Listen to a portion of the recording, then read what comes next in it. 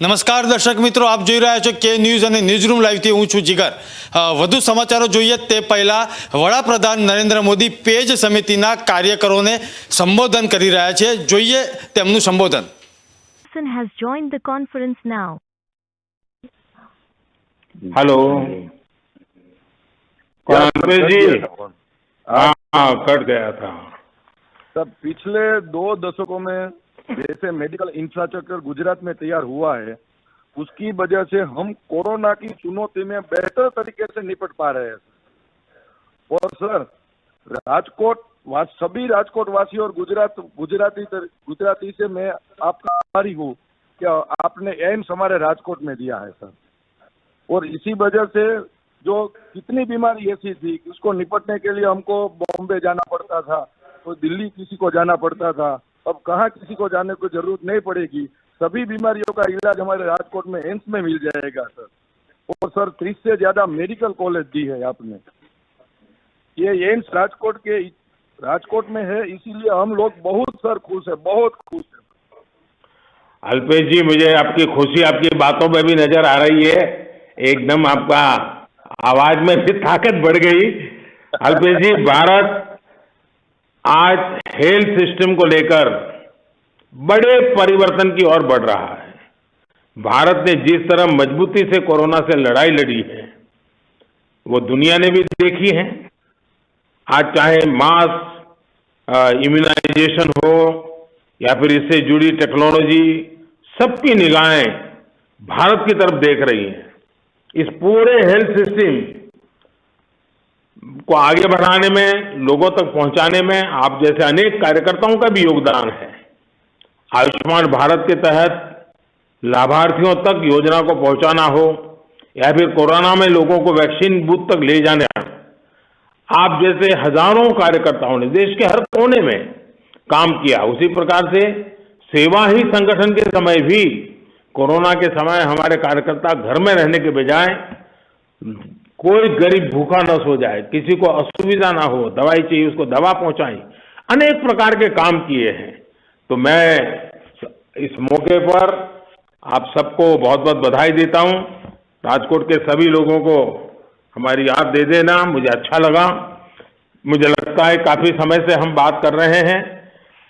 अब मुझे लगता है कि देश भर के कार्यकर्ताओं को लगता होगा कि गुजरात वालों ने कार्यक्रम कर लिया, हमको भी करना है। अगर कोई प्रदेश इस प्रकार का कार्यक्रम चाहता होगा तो मुझे तो अच्छा लगेगा, बातचीत करने का मौका मिलेगा तो मैं भी कभी समय निकाल दूंगा। लेकिन आज गुजरात ने इस कार्यक्रम की रचना की तो मुझे अच्छा लगा कि इस बहाने और मुझे बताया कि लाखों की तादाद में आज हमारे पन्ना प्रमुख इसके साथ जुड़े हुए हैं और मुझे आप सबसे बात करने का मौका मिला है। अपने कार्यकर्ताओं से जब बात करते हैं तो जो एक संतोष मिलता है, एक जो अपनापन महसूस होता है, उसका मैं आनंद जो है ना, वो शब्दों में नहीं वर्णन कर सकता हूं। वैसे तो मैं आमतौर पर पार्टी की कोई भी मीटिंग हो तो एक डिसिप्लिन कार्यकर्ता के रूप में जरूर पहुंचता हूं, बातचीत भी करता हूं। और स्वाभाविक है कि मुझे कार्यकर्ताओं से ग्रासरूट लेवल की सही जानकारियां मिलती हैं और वही एक मेरी सबसे बड़ी ताकत है कि मुझे हिंदुस्तान के हर कोने से सही जानकारियां आपके सबके माध्यम से मिलती रहती हैं। और मैं ये भी देख रहा हूं कि ऐसे कुछ प्रदेश हैं जहां बीजेपी को उतना समर्थन नहीं है, लेकिन हमारे कार्यकर्ता डटे रहते हैं।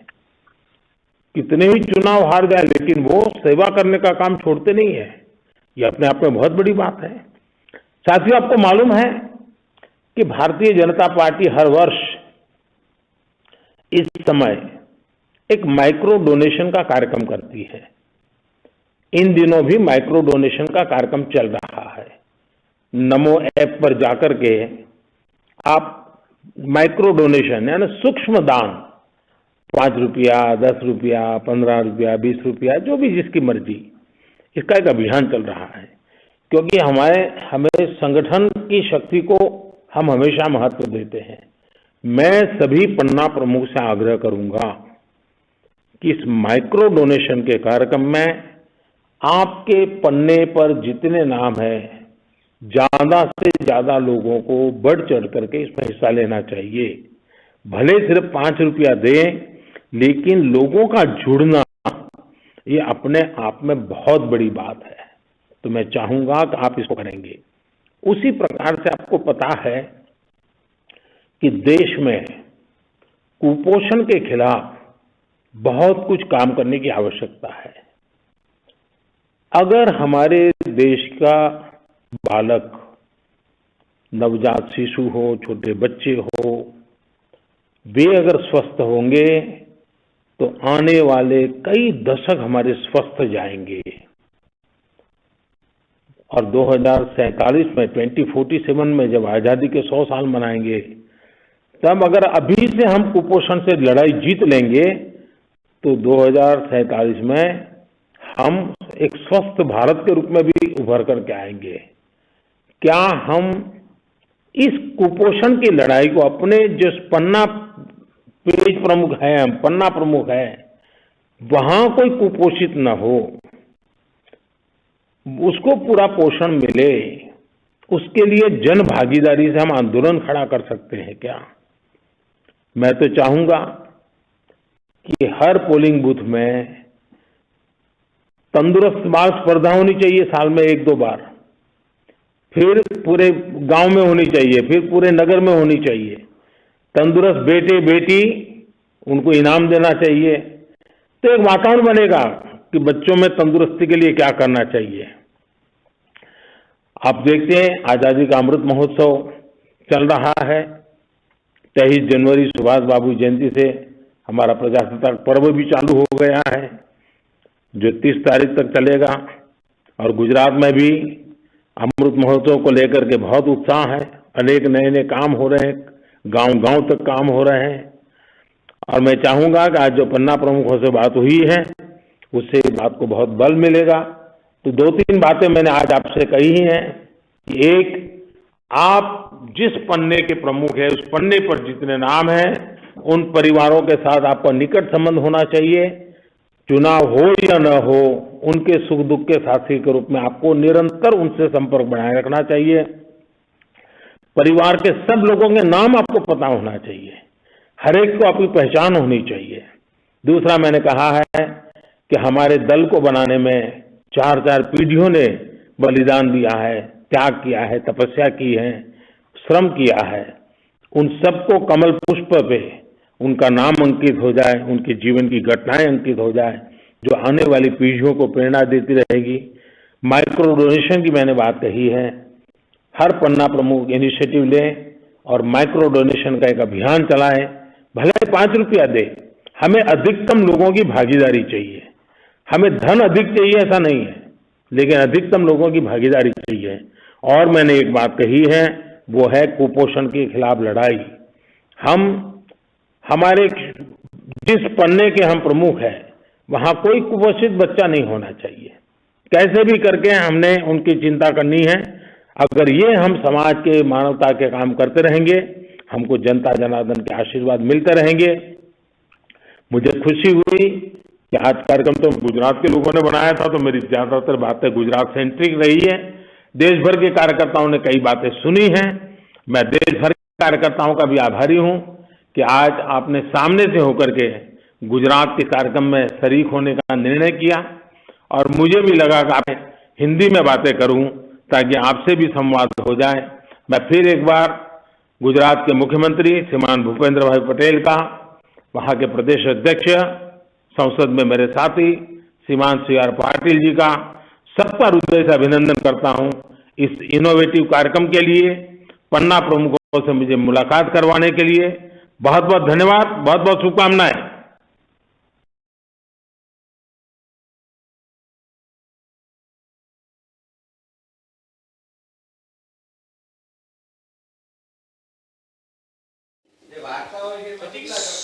નમસ્કાર દર્શક મિત્રો, ફરીથી આપનું સ્વાગત છે ન્યૂઝરૂમ લાઈવથી। હું છું જીગર।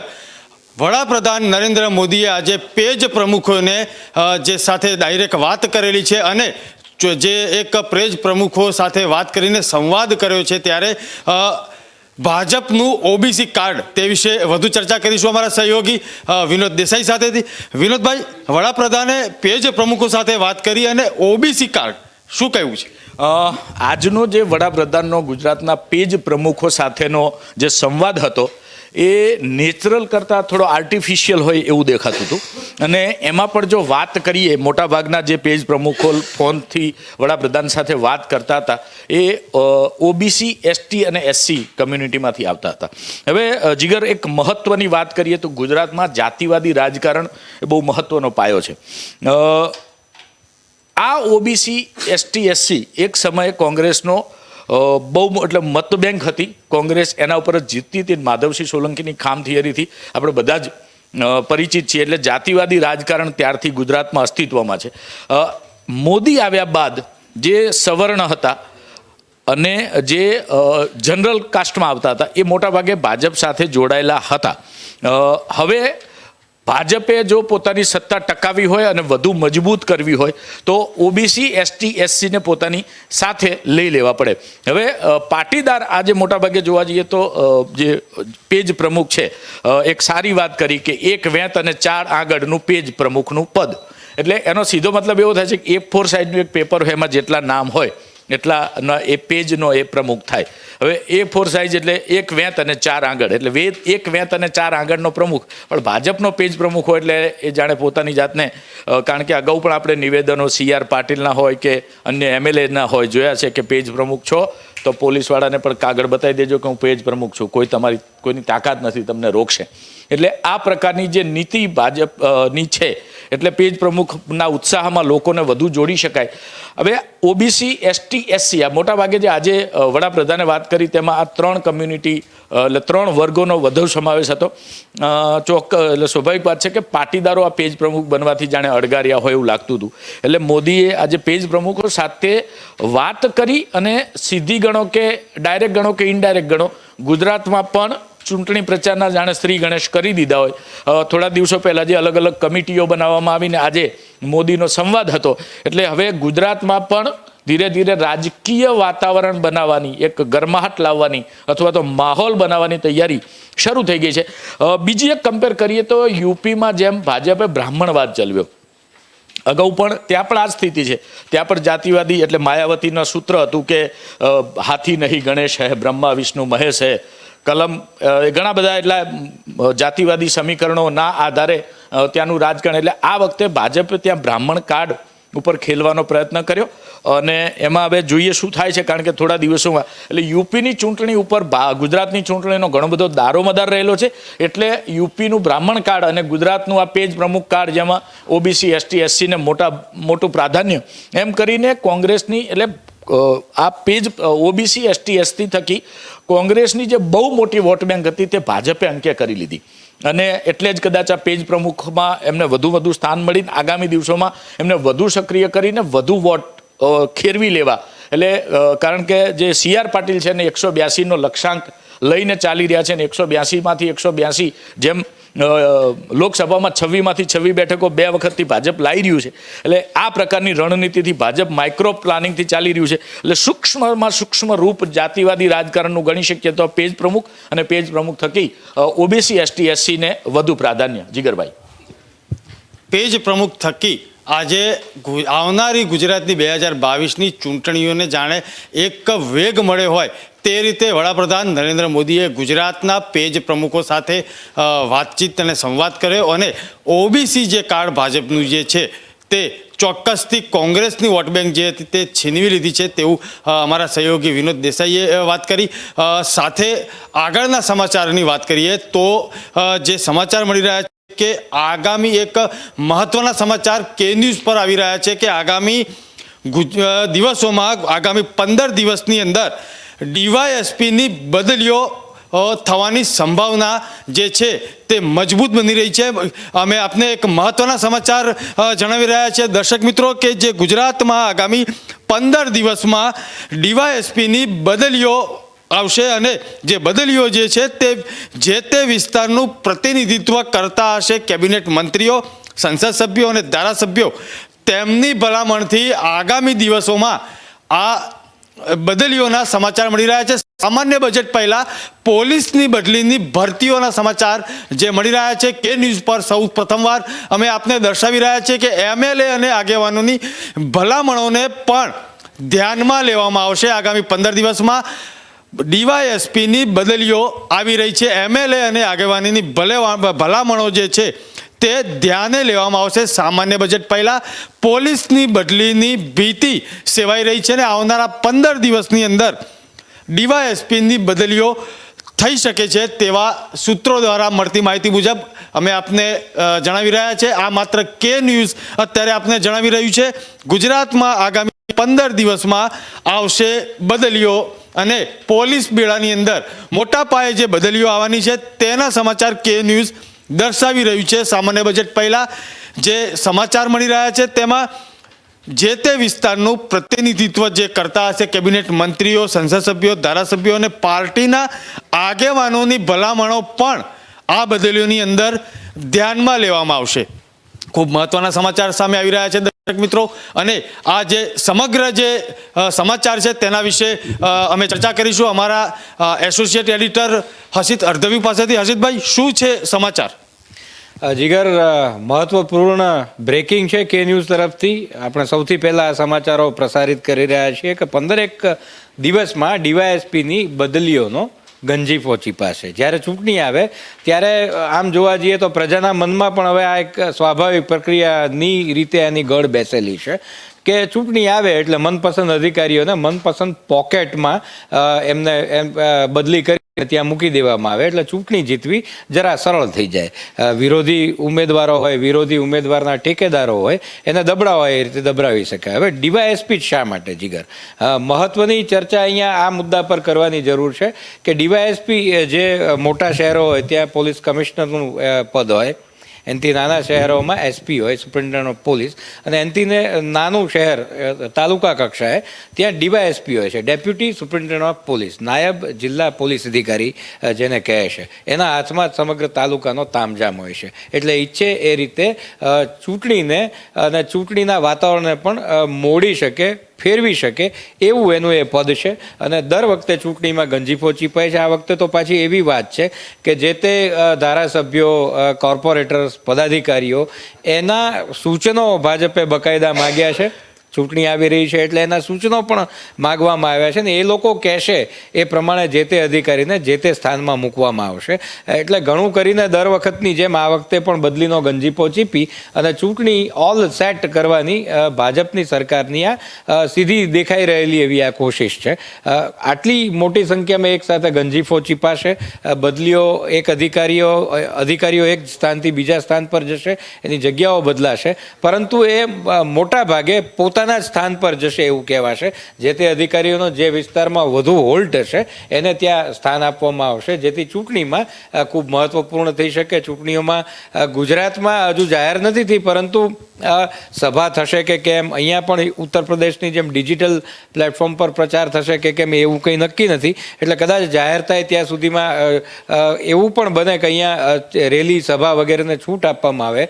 તો એવામાં પણ બંદોબસ્તમાં સંખ્યાઓ મોટી કરવામાં, સંખ્યાઓ વધારવામાં અને સામા પક્ષની સંખ્યા ઘટાડવામાં પણ પોલીસની આ બદલીઓ મહત્વપૂર્ણ રીતે કારગર નીવડશે એવું ચોક્કસપણે ભાજપને લાગી રહ્યું છે. એટલે એ આ ભાજપ કરી રહ્યો છે. હવે એની આ બદલીનો જે ગંજીફો ચીપ્યો છે એને ચૂંટણીમાં કામ આવશે કે કેમ એ તો સમય જ બતાવશે. જીગર, ચોક્કસથી આવનારા સમયમાં ઘણું બધું સમય બતાવશે. તેમાં પોલીસ બેડાની અંદર PI થી લઈને કોન્સ્ટેબલ સુધી યાદી પણ તૈયાર છે તેવા પણ એક સૂત્રો તરફથી સમાચાર પ્રાપ્ત થઈ રહ્યા છે. આગામી દિવસોમાં, આગામી વર્ષમાં જ્યારે 2022માં વિધાનસભાની ચૂંટણી આવી રહી છે ત્યારે આ પ્રકારની જે બદલીઓ જે છે તે કેટલી કારગત નીવડે છે, તંત્ર કેટલું સપોર્ટ માટે તૈયાર હોય છે તે આવનારા દિવસોમાં જોવા મળશે. આગળના સમાચારો જોઈએ તો રાજ્યની અંદર કોલ્ડ વેવની આગાહી કરવામાં આવેલી છે અને આગામી 4 દિવસ સુધી રાજ્યમાં કોલ્ડ વેવની આગાહી રહેશે અને તેમાં પણ જે અલગ અલગ શહેરો છે ત્યાં આગળ તાપમાનનો જે પારો જે છે તે 6 થી 7 ડિગ્રી સુધી રહેશે અને રાજ્યનું સૌથી જે ઠંડુ તાપમાન શહેર જે આજના દિવસે છેલ્લા 24 કલાકની અંદર હતું તે નલિયા હતું. અને અમદાવાદ ગાંધીનગરની વાત કરીએ તો અમદાવાદીઓએ પણ ઠંડીનો કકડતી ઠંડીનો અનુભવ કરેલો છે અને 6 થી 7 ડિગ્રીની આસપાસ જ્યારે મોડી રાત્રે ઠંડી હતી. ત્યારે વધુ વિગત માટે અમારા સહયોગી ફૈઝાન જોડાઈ ચૂક્યા છે. ફૈઝાન, ઠંડીની શું વિગતો છે? કોલ્ડ વેવની જે આગાહી હતી તે પ્રમાણે. જી, ચોક્કસથી કહી શકાય છે કે ઉત્તર ભારત અને પૂર્વમાંથી ઠંડા ફૂંકાતા પવનો છે જે રાજ્ય તરફ પ્રયાણ કરી રહ્યા છે, જેના કારણે ગુજરાતમાં જે છે ઠંડીનો મોજો ફરી વળ્યો છે. જે વાત કરવામાં આવે છેલ્લા કેટલાક સમયથી ઠંડીમાંથી અમદાવાદીઓને રાહત મળી હતી. વેસ્ટર્ન ડિસ્ટર્બન્સની અસરના પગલે પણ અને છેલ્લા કેટલાક સમયથી રાજ્યમાં કમોસમી વરસાદ પણ વરસી રહ્યો છે. તેની અસર હવે વર્તાઈ રહ્યો તેવું લાગી રહ્યું છે. આ સમય જે ઠંડીનો વિદાયનો સમય હોય છે, પરંતુ અત્યારે પણ પીક પર હોય ઠંડી એવું લાગી રહ્યું છે. અને ગાંધીનગરમાં જે 4.3 ડિગ્રી સાથે ગતરોજ તાપમાન નોંધાયું હતું, જેની સાથે નલિયા જે છે 4 ડિગ્રી સાથે સૌથી ઠંડુગાર શહેર માનવામાં આવે છે. અને ગુજરાતમાં નલિયાનો ઇતિહાસ પણ રહ્યો હતો. છેલ્લા કેટલાક સમયથી ઠંડીમાં નલિયાનું જે છે પ્રથમ ક્રમ આવતું હોય છે. તેમજ અમદાવાદ, ગાંધીનગર સહિતના શહેરોમાં છે જે ઠંડીનું તાપમાન 5 થી 7% ડિગ્રી ગગડ્યો હતો, જેના પગલે સૌરાષ્ટ્ર, કચ્છ અને ઉત્તર ગુજરાતના પાટણ, બનાસકાંઠા, રાજકોટ સહિતના જે શહેરો છે ત્યાં પણ યલો એલર્ટ જાહેર કરવામાં આવ્યું છે કે ઠંડી જે પ્રકારે પોતાનું સ્વરૂપ બદલી રહી છે, જેના કારણે અનેક રોગો જે છે શરદી, ખાંસી, તાવ, ઉધરસના કેસોમાં પણ વધારો નોંધાઈ રહ્યા છે. જેના પગલે લોકોએ પણ હવે વહેલી સવારે કડકડતી ઠંડીમાં ઠઠરવાનો વારો આવ્યો છે અને લોકો હવે તાપણોનો સહારો લેતા થયા છે. તેની સાથે રોગોમાં પણ વધારો થતા કોરોનાના કેસોમાં જે પ્રકારે શરદી, ખાંસી, ઉધરસની જે ફરિયાદો ઉઠી રહી છે તેનું કારણ આપણે આમ માની શકીએ છીએ કે ઠંડી હોઈ શકે છે. અને આગામી દિવસોમાં હજુ ઠંડી પડશે તેવી હવામાન વિભાગ દ્વારા પણ આગાહી વ્યક્ત કરવામાં આવી છે. અને કોલ્ડ વેવ જે છે યથાવત રહેશે. હજુ પણ લોકોને ઠંડીમાં ઠઠરવાનો વારો આવશે તેવી રીતે હવામાન વિભાગ સહિત તમામ એજન્સી દ્વારા તકેદારી રાખવામાં આવી છે અને કારણ વગર બહાર ન જવાનું પણ જણાવવામાં આવ્યું છે. જી, આગામી દિવસોમાં ઠંડી વધુ પડી શકે છે અને સાથે જે ઠંડીનો જે ચમકારો જે છે તે રાજ્યની અંદર ચોક્કસથી રહેશે. અને વધુ વિગત માટે અમારા સહયોગી રાજ જોડાઈ ચૂક્યા છે. રાજ, છેલ્લા 10 વર્ષનો રેકોર્ડ તૂટ્યો છે અમદાવાદ ગાંધીનગરમાં, શું કહ્યું છે? જી, ચોક્કસપણે જે પ્રમાણે ધીમે ધીમે તાપમાનમાં ફેરફાર આવી રહ્યો છે, હવામાન વિભાગ દ્વારા હજુ પણ આગાહી કરવામાં આવી છે કે થોડાક દિવસો માટે કોલ્ડ વેવ વધુ પ્રસરી છે. તેનું કારણ પણ એ જ કહેવામાં આવ્યું છે કે થોડા દિવસો પહેલાં કે જે નોંધાયેલું વરસાદ પડ્યો હતો, જે પ્રમાણે ગુજરાત સહિત સૌરાષ્ટ્રમાં, કચ્છમાં જે પ્રમાણે વરસાદ પડ્યો હતો તેના લીધે અને વેસ્ટર્ન ડિસ્ટર્બન્સના લીધે સાથોસાથ ભારતના પૂર્વીય રાજ્યો, ઉત્તરી રાજ્યોમાં કે જ્યાં હિમવર્ષાનો માહોલ અત્યારે હાલ જોવા મળી રહ્યો છે કે તેના લીધે ગુજરાત તરફ આવતા પવનોમાં ભારે કોલ્ડ વેવ જણાઈ શકે છે. તે પ્રમાણે હવામાન વિભાગે આગામી સમયમાં કોલ્ડ વેવ વધી શકે તેવી પણ આગાહી કરી છે. જી જીગર, આગામી દિવસોમાં 2 થી 4 દિવસમાં જે હવામાન ખાતાએ જે આગાહી કરી છે તેમાં જે કોલ્ડ વેવ છે તેમાં યલો એલર્ટ જાહેર કરવામાં આવ્યું છે અને આગામી દિવસોમાં ઠંડીનો પારો જે છે તે ગગડી શકે છે. આગળના સમાચાર જોઈએ તો ગુજરાતમાં કોરોનાના કેસમાં ઘટાડો થયો છે.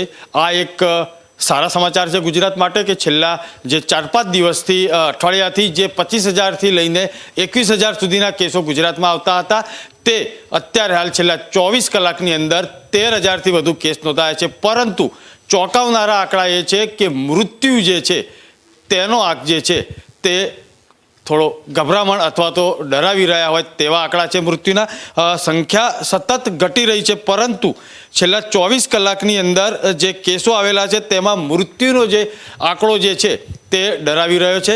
કોરોનાની ત્રીજી લહેર જે પીક પર જે અત્યારે છે તેમાં કોરોનાના આંકડા જે છે તે ભલે સતત ઘટી રહ્યા હોય પરંતુ મૃત્યુ આંક વધી રહ્યો છે. સાથે અમારા સહયોગી શૌલિક ગાંધી જોડાઈ ચૂક્યા છે. શૌલિકભાઈ, શું છે માહિતી? ગુજરાત અને ભારતમાં કોરોનાના કેસીસ ઘટ્યા છે, સારી વાત છે, પણ ગંભીર એક નવી માહિતી એવી આવી છે કે ઇન્દોરમાં એક નવો વેરિયન્ટ BA.2 કરીને જોવા મળ્યો છે. એના 12 કેસીસ આવ્યા છે અને એમાંથી 6 બાળકો છે. આ BA.2 ગંભીર એટલા માટે છે કે તે સીધી ફેફસાને અસર કરે છે. બીજું, એ RT-PCR ટેસ્ટમાં પકડાતો નથી. અને એટલે એને સ્ટેલ્થ ઓમિક્રોન તરીકે પણ ઓળખવામાં આવે છે. અને આ BA.2 નવો વેરિયન્ટ વિશ્વના 40 દેશોમાં જોવા મળ્યો છે. એટલે આ એક ખૂબ જ ગંભીર વાત છે અને હજી એની પર વધારે સંશોધન થઈ રહ્યું છે, રિસર્ચ થઈ રહ્યું છે કે આ કેવી અસર કરશે. પણ ફેફસા પર અસર કરી રહ્યું છે એ તો ચોક્કસ ડૉક્ટરોના ધ્યાનમાં આવી ગયું છે.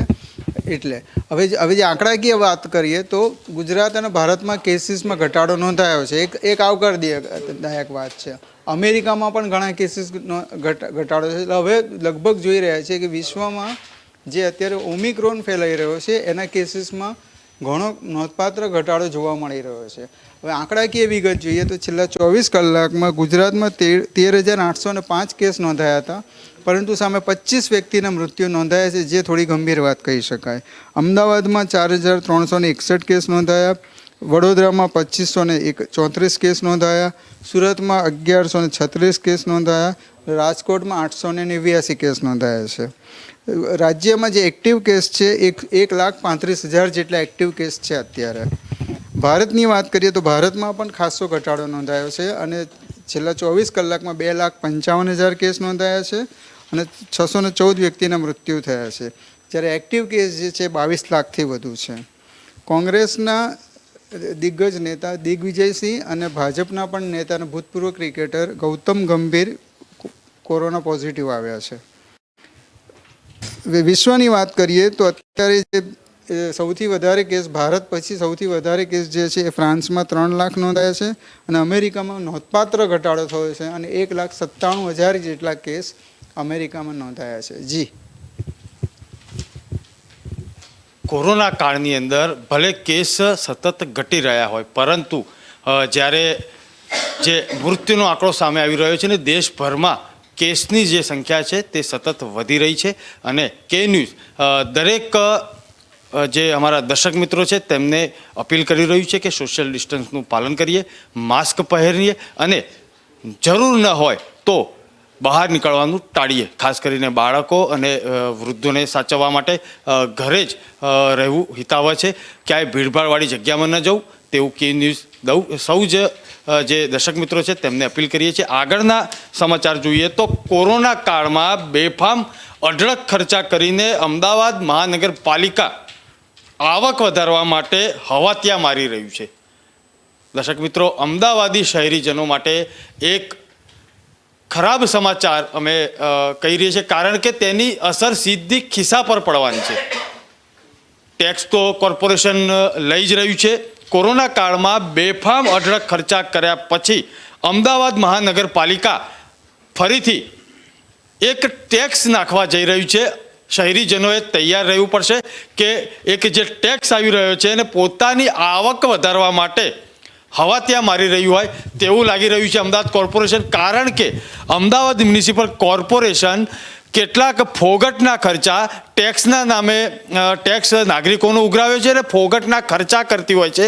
તેના દાખલા છે ફ્લાવર શો હોય અથવા તો રિવરફ્રન્ટના જે ઉજવણીના દાખલા હોય, ત્યારે અમદાવાદીઓએ વધુ ટેક્સ, અને જે ટેક્સનું નામ છે સફાઈ ટેક્સ, સફાઈ ટેક્સના નામે કોર્પોરેશન વધારે આવક મેળવવા માટેના હવાત્યા કરી રહ્યું છે. વધુ વિગત માટે અમારા સહયોગી રાજ વાઢેર જોડાઈ ચૂક્યા છે. રાજ, શું છે સમગ્ર માહિતી?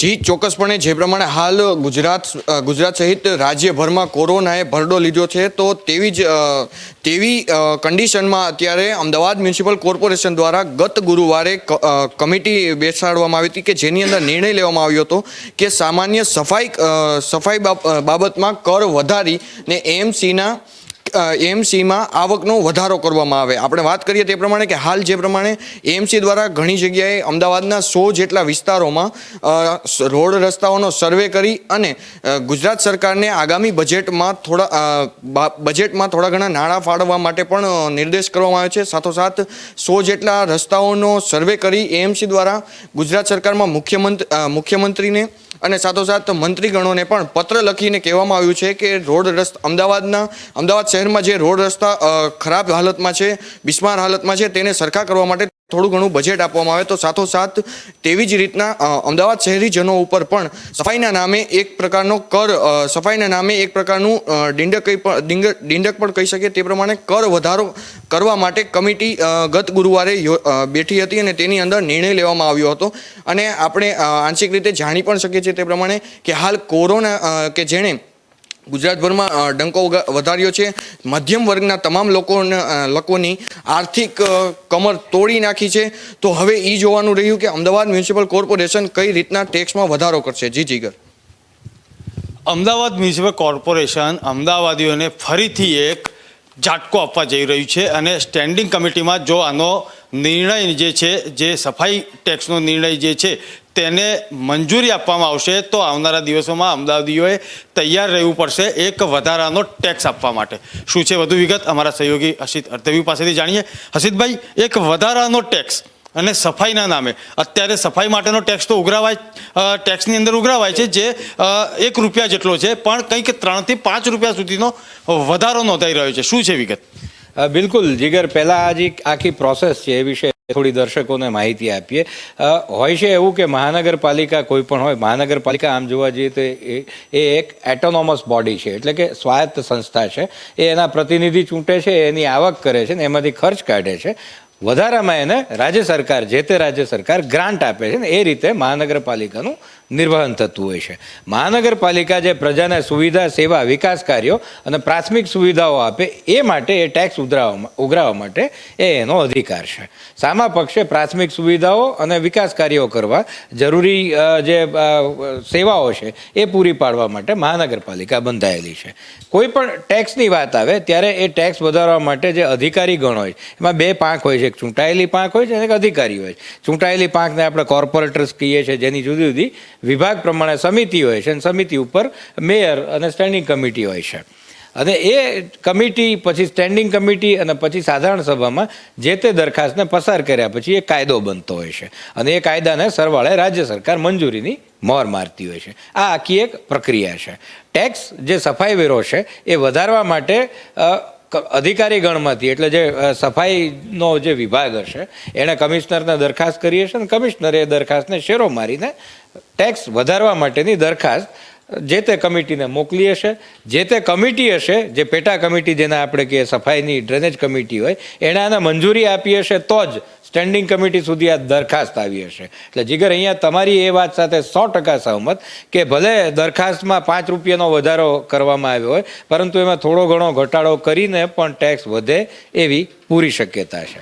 એ વાત સાથે પણ સહમત કે મહાનગરપાલિકા રાજ્ય સરકારના આદેશ મુજબ, રાજ્ય સરકાર અને ભાજપની સરકાર છે એટલે ભાજપના પક્ષના સારા દેખાડવાના જે કાર્યક્રમો છે, જેને આપણે સાદી ભાષામાં તાઇફાઓ પણ કહીએ છીએ, એમાં લાખો અને કરોડો રૂપિયા ખર્ચે છે.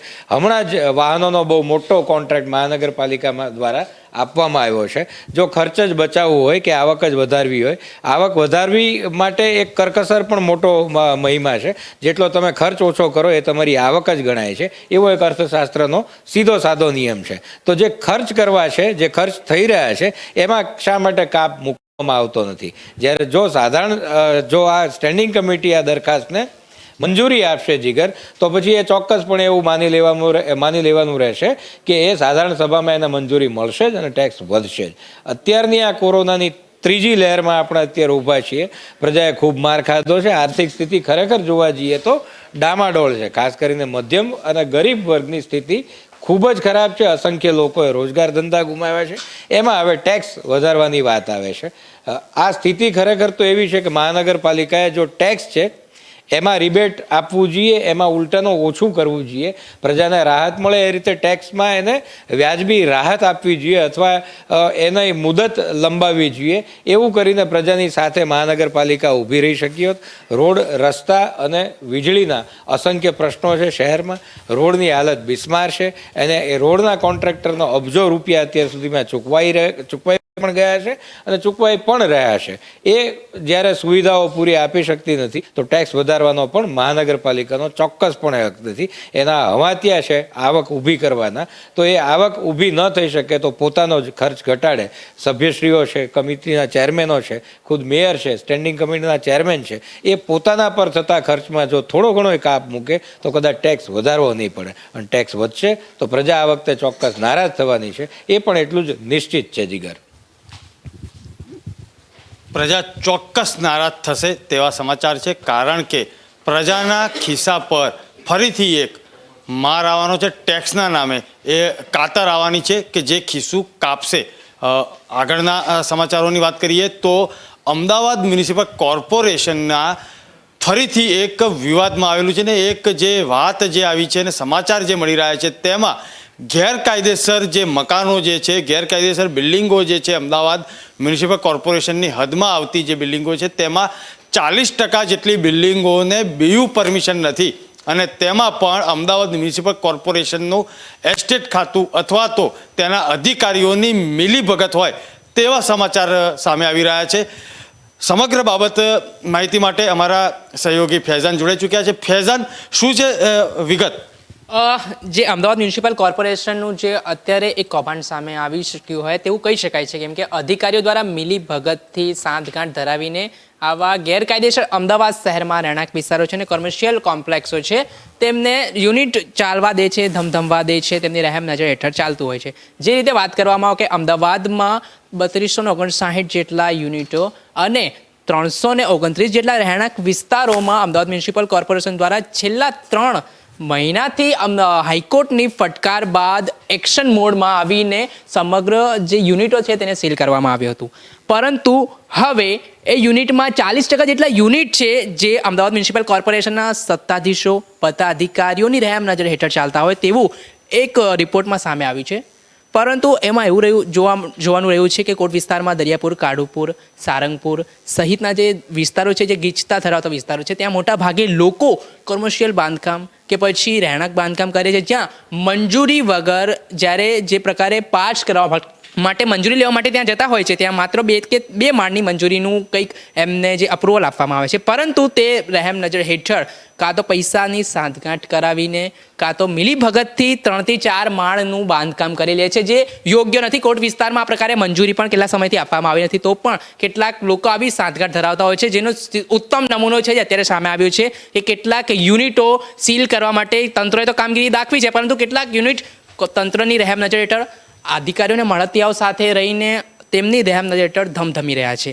જે આ માત્ર કોમર્શિયલ એસ્ટેટ વિભાગની વાત નથી, આમાં કેટલાક પાસાઓ જુદા પણ છે. જેમાં અમદાવાદ મ્યુનિસિપલ કોર્પોરેશન રખડતા ઢોર પકડવાની વાત હોય, અમદાવાદ મ્યુનિસિપલ કોર્પોરેશન એસ્ટેટ વિભાગની વાત હોય, ઇજનેર વિભાગની વાત હોય, કે તમામ રીતે જોવા જઈએ તો આ પ્રકારે ચાલતું જ હોય છે. રખડતા ઢોરોની વાત કરવામાં આવે તો શહેરમાં છેલ્લા કેટલાક સમયથી ત્રાહિમામ પોકારી ગયા છે રખડતા ઢોરથી લોકોને અકસ્માત અવારનવાર થઈ રહ્યા છે. હોવા છતાં જાણે કે તંત્ર ઊંઘતું હોય ને ઊંઘતું રહેશે તેવું સ્પષ્ટ દ્રશ્ય નજર પડી રહ્યા છે કે આપણે દરરોજ વાહન લઈને નીકળતા હોઈએ ત્યારે હજુ પણ વાતો થઈ રહી છે. સ્ટેન્ડિંગ કમિટીના બોર્ડમાં પણ આ અંગે અનેક પ્રશ્ન પૂછવામાં આવે છે ગેરકાયદેસર દબાણના અને રખડતા ઢોરોના, તો પણ હોબાળો કરીને કઈ ને કઈ રીતે વાત નાખી દબાવી દેવામાં આવે છે.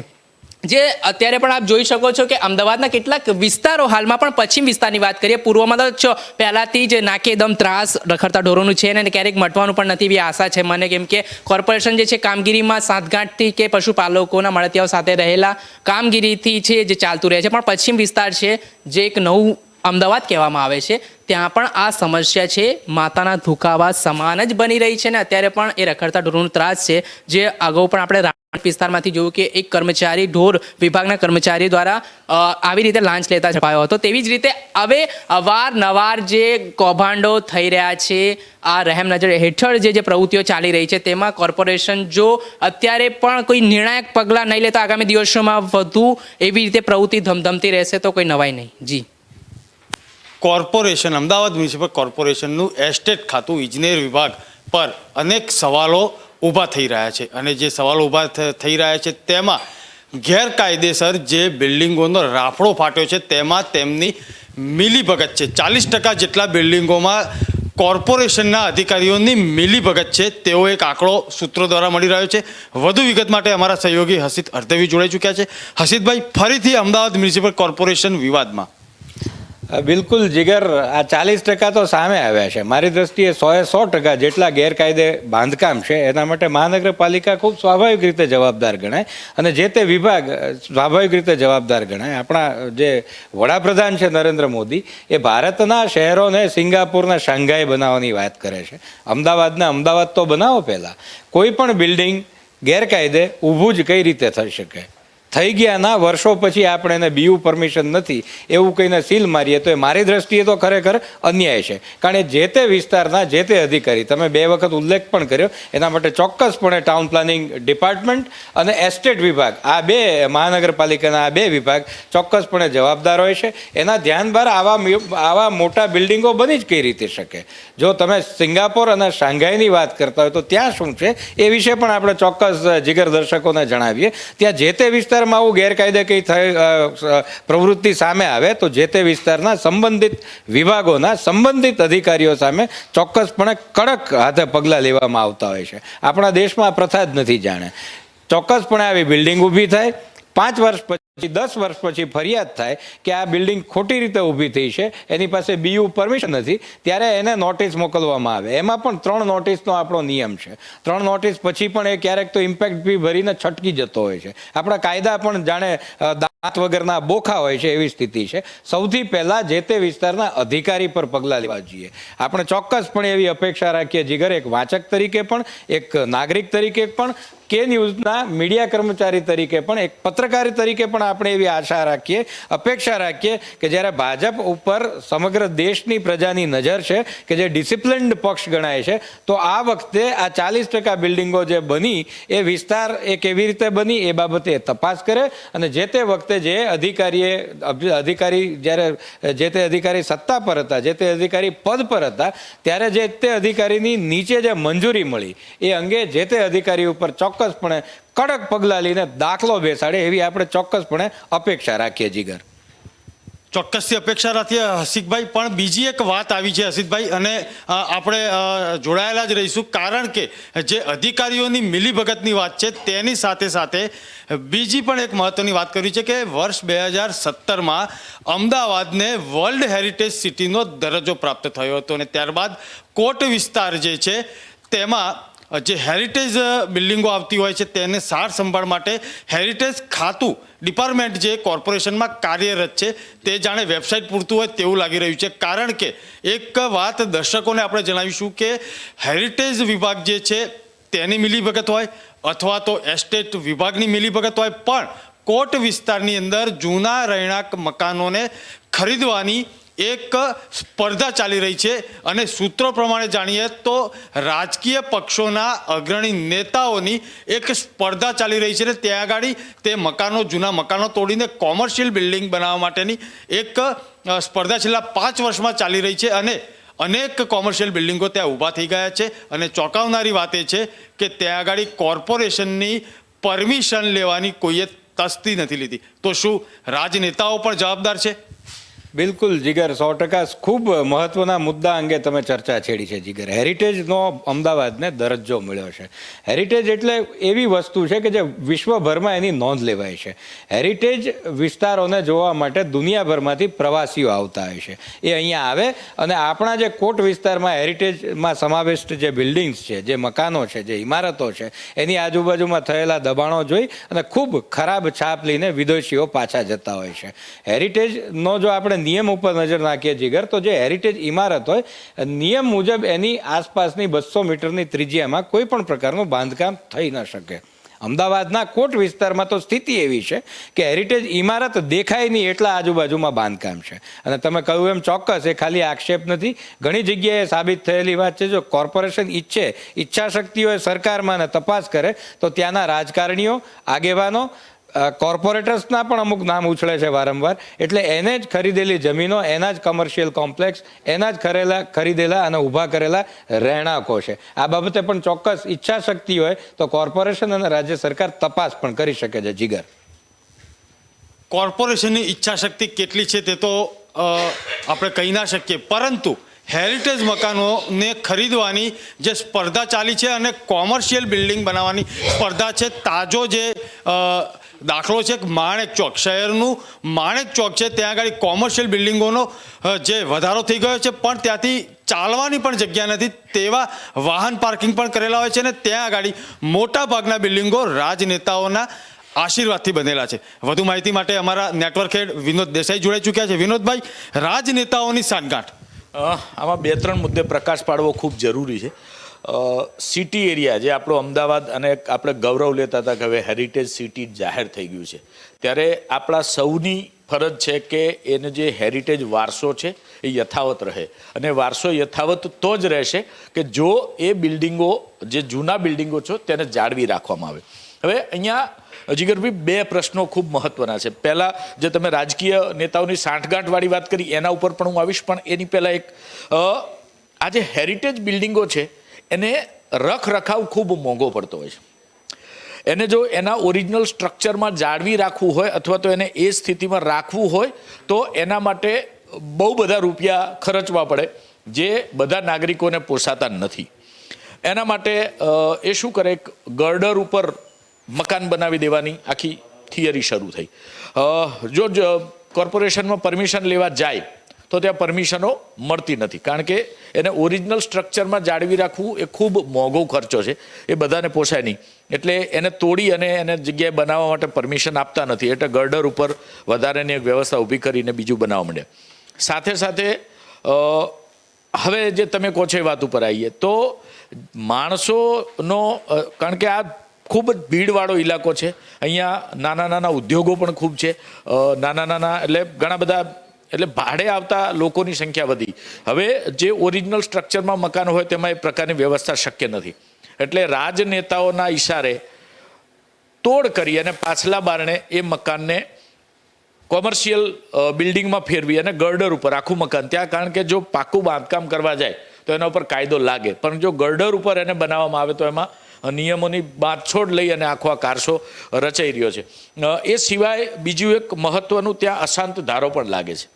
અશાંત ધારામાં જે હિન્દુ વિસ્તાર છે ત્યાં મુસ્લિમો મકાન ખરીદી શકતા નથી, અને મુસ્લિમ વિસ્તારોમાં હિન્દુઓ મકાન, એનું નોટિફિકેશન બાકાયદા આપવામાં આવ્યું છે. ત્યારે મકાનોની માંગ જે વિસ્તારો છે ત્યાં ખૂબ વધી છે. હવે આવા સમયે મકાનો ઊભા કરવા, કારણ કે જગ્યા તો એટલી જ છે, એટલે એક મોટો ધીકતો ધંધો જે કહેવાતા રાજકારણીઓ છે, એમાં બંને પક્ષના રાજકારણીઓ, હું કોઈની પક્ષપાત નથી કરતો કે ભાજપે કર્યું ને કોંગ્રેસે ના કર્યું અથવા તો કોંગ્રેસે કર્યું, બંને પક્ષના નેતાઓ પોતાના ખિસ્સા ભરવા માટે પાછલા બારણે મદદ કરી અને જે આપણો હેરિટેજ વારસો છે એને ખૂબ મોટું નુકસાન કરી રહ્યા છે. આ એવા નેતાઓ છે કે જેઓ આપણા ઐતિહાસિક ધરોહરને તોડવાનું પાપ કરી રહ્યા છે, કારણ કે જો ઐતિહાસિક ધરોહર નહીં સચવાય તો આજ નહીં તો કાલ અમદાવાદનો હેરિટેજ દરજ્જો જતો રહેશે. કારણ કે જે મકાનો, હમણાં આશિષભાઈએ કહ્યું એમ કે હેરિટેજ વારસાની એટલે હેરિટેજ મકાનની આજુબાજુમાં એટલા બધા કોમર્શિયલ બાંધકામો થઈ ગયા છે કે મકાન જોવા માટે પણ ત્યાં ન જઈ શકાય. આ પ્રકારની વ્યવસ્થા, નાનકડી ગલીઓ છે, એટલે માલ સામાન લઈ જવા માટે પણ આ લોકો પ્રાણીઓનો ઉપયોગ કરીને તે માલ સામાન પહોંચાડી, ઘણી વખત એવું બને કે અંડર કન્સ્ટ્રક્શન બિલ્ડિંગ ધરાશાયી થયું. આવા અનેકો કિસ્સા સાંભળવામાં આવે છે. એનું કારણ છે કે પૂરતી તકેદારી રાખવામાં આવતી નથી, ચોરી છુપીથી આ મકાનો ઊભા કરવાના હોય છે, એટલે નિયમ નોર્મ્સને પાડ્યા વગર જેમ તેમ કરી અણઘડ રીતે ઊભા કરવાના કારણે આ પ્રકારની ઘટનાઓ ઘટે છે, લોકોને જાનહાની થાય છે, ઐતિહાસિક ધરોહરને નુકસાન થાય છે. પરંતુ રાજકીય આગેવાનો જાણે પોતાના ખિસ્સા ભરવામાં પડ્યા હોય એમાં દરેક વસ્તુને દરગુજર કરી અને પાછલા બારણેથી આવી પરમિશનો અપાવી અને ગર્ડર ઉપર ઇમારતો ઊભી કરાઈ રહ્યા છે અને ઐતિહાસિક ધરોહરને નુકસાન પહોંચાડી રહ્યા છે. જીગરભાઈ, અમદાવાદનો ઐતિહાસિક વારસો જે છે તેને સાર સંભાળ રાખવામાં ક્યાંક તંત્ર નબળું પડી રહ્યું છે, ક્યાંક નાગરિકો પણ નબળા પડી રહ્યા છે, અને તંત્રની મિલીભગતથી જાણે કારસો ઘડાઈ ગયો હોય તેવા દ્રશ્યો સામે આવી રહ્યા છે અને તેવા સમાચાર પણ સામે આવી રહ્યા છે. આશા રાખીએ કે આવનારા સમયમાં જે અમદાવાદનો હેરિટેજ વારસો જે મળેલો છે અને વર્લ્ડ હેરિટેજ સિટીનું જે બિરુદ મળેલું છે તે જળવાઈ રહે અને તે માટે નાગરિકો સતર્ક બને. અગાઉના સમાચાર જોઈએ, આગળના સમાચાર જોઈએ તો ઉત્તર પ્રદેશની ચૂંટણીમાં ભારતીય જનતા પાર્ટીના ઉમેદવારો માટે પ્રચાર કરવો દિન પ્રતિદિન મુશ્કેલ બનતો જાય છે. ઉત્તર પ્રદેશની ચૂંટણીમાં જ્યારે એક ગરમાવો આવ્યો હોય અને ચૂંટણીનો રાજકીય માહોલ જે છે તે ગરમાવો જે છે ને રાજકીય માહોલ જે છે તે સર્જાઈ ચૂક્યો છે. 5 રાજ્યોની ચૂંટણીની શરૂઆત જ્યારે થવાની હોય આગામી મહિનામાં, અને તેમાં પણ ઉત્તર પ્રદેશમાં 7 તબક્કામાં ચૂંટણી યોજાઈ રહી છે. ત્યારે ભાજપના જે સિટિંગ ધારાસભ્યો છે તેમને ત્યાં આગળ પ્રચાર કરવો પણ મુશ્કેલ બની રહ્યો છે, કારણ કે પ્રજાકીય કામો જે છે તે કરવામાં ક્યાંક કચાશ રહી ગઈ છે. અને સાથે સાથે ભાજપના ઉમેદવારોનો વિરોધ કરતા ગ્રામજનોનો વિડીયો પણ સામે આવેલો છે. તેનું કારણ એ છે કે ભાજપના સમર્થકો પિસ્તોલ લઈને ગ્રામજનોને ધમકી આપતા હોય તેવા દ્રશ્યો સામે આવી રહ્યા છે. શું છે વધુ વિગત, અમારા સહયોગી ફૈઝાન જણાવશે. ફૈઝાન, શું છે વધુ વિગત? આ ચોક્કસથી આગામી દિવસોમાં ઉત્તર પ્રદેશમાં ચૂંટણીનું આયોજન થઈ ચૂક્યું છે. તમામ પ્રકારે તમામ પક્ષો દ્વારા તૈયારીઓ આદરી દેવામાં આવી છે ને હવે જે પ્રકારે ઇલેક્શન કમિશન દ્વારા ડોર ટુ ડોર પ્રચારની પણ મંજૂરી આપવામાં આવી છે, લોકો સભાઓ કે રાજકીય મેળાવડો કરી શકે નહીં તેને પણ અનુસંધાને લોકો હવે નેતાઓ છે જે ખાસ કરીને લોકો સાથે વધારેમાં વધારે સંપર્કમાં આવી રહ્યા છે અને ડોર ટુ ડોર પ્રચાર કરી લોકોને ચૂંટણી માટે પ્રોત્સાહિત કરી રહ્યા છે. તેવું જ આ કિસ્સો છે કે ભાજપના નેતાઓ છે જે પ્રચાર માટે જવું હવે નાકે દમ સમાન માથાના દુખાવો સમાન બન્યું હોય તેવું લાગી રહ્યું છે, કેમ કે છેલ્લા 5 વર્ષમાં ભાજપની સરકાર ઉત્તર પ્રદેશમાં છે અને તેમના કરેલા માત્ર કામો છે કે એમના ધાર્મિક મુદ્દાઓને લઈને કામ કર્યા હતા, જેને લઈને જનતામાં એક પ્રકારે રોષ જોવા મળી રહ્યો છે. એનું કારણ હોઈ શકે છે કે આપણે ગુજરાતમાં પણ જોયું કે કેટલીક જગ્યાએ આવી રીતે નેતાઓને બહિષ્કાર કરવામાં આવ્યો, વિકાસના કામોના વાયદાઓ કર્યા હતા પરંતુ વાયદાઓ પૂરા ન થતા લોકોએ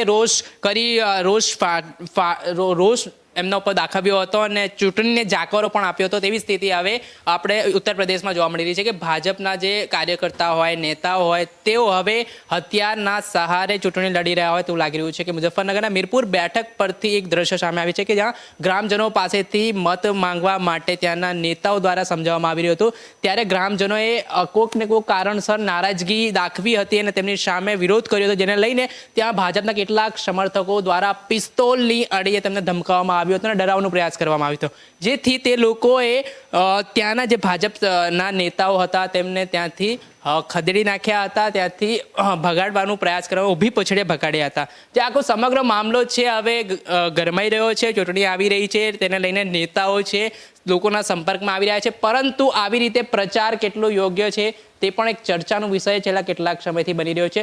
તમામ રાજકીય પક્ષો દ્વારા ઉત્તર પ્રદેશની સીટો જીતવા, ઉત્તર પ્રદેશમાં સત્તાઓ બનાવવા માટે એડી ચોટીનો જોર લગાવવામાં આવી રહ્યો છે અને તમામ બનતા પ્રયાસો કરવામાં આવી રહ્યા છે. હોવા છતાંય પણ આવા બનાવો આપણે ઉત્તર પ્રદેશમાં કાયદા અને વ્યવસ્થાની વાત જે ભાજપની સરકાર આવી છે ત્યારથી બહુ સારી છે એવું માનવામાં આવે છે કે મજબૂત કાયદા વ્યવસ્થા બની છે, લોકોને ન્યાય મળી રહ્યો છે, પરંતુ આ ન્યાય કેટલું યોગ્ય આ વિડીયોમાં સ્પષ્ટ અમે કોઈ વિડીયોમાં પુષ્ટિ નથી કરતા, પરંતુ આ વિડીયો સામે આવ્યો છે જે કેટલું યોગ્ય છે એ જોવાનું રહ્યું. જી, ઉત્તર પ્રદેશ સહિત અલગ અલગ 5 રાજ્યોની ચૂંટણી ના બ્યુગલ જ્યારે ફૂંકાઈ ચૂક્યા છે ત્યારે વાત કરવામાં આવે તો ઉત્તર પ્રદેશમાં જે ચૂંટણીનો રાજકીય માહોલ સર્જાઈ ચૂક્યો છે અને અલગ અલગ સમાચારો જે ઉત્તર પ્રદેશથી આવી રહ્યા છે તેમાં આપણે જોઈએ તો ભાજપના જે પ્રચારકો છે તેમાં ગ્રામજનોનો રોષ જે છે તે સામે આવી રહ્યો છે અને ક્યાંક ને ક્યાંક જે સિટિંગ જે